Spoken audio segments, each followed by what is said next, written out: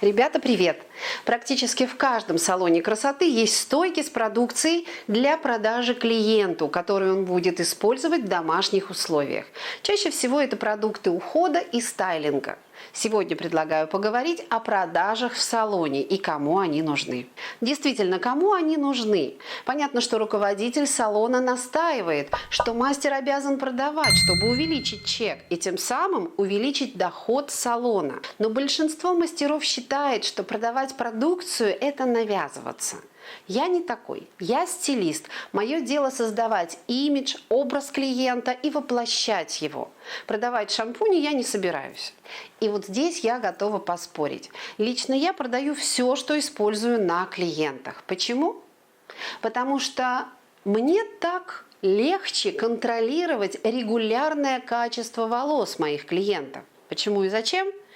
Затем, чтобы знать продукцию, какого качества человек применяет, и какой эффект будет от этой продукции, чтобы усилить улучшение качества волос после посещения клиентов моего салона, чтобы помочь ему подобрать нужные именно ему и именно в этот момент времени продукт, исходя из диагностики, которую мы и так проводим при каждом визите клиента. Тем более я показываю действие этих продуктов на волосах клиента. Плюс ему не нужно искать, заказывать все это, уточнять, то ли я советовала или он ошибся. Эти продукты уже в его руках, здесь и сейчас. Вы скажете, но клиент переплачивает.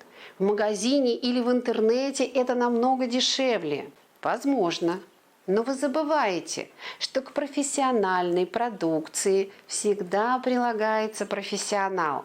Ни один продавец профмагазина не знает на практике, как работает тот или иной продукт. И он не сможет визуально провести полноценную диагностику ваших волос. Он не знает историю ваших волос, он не тестировал продукты на вас. И поэтому такие продажи зачастую проходят вслепую. Мастер же делает это во много крат более профессионально.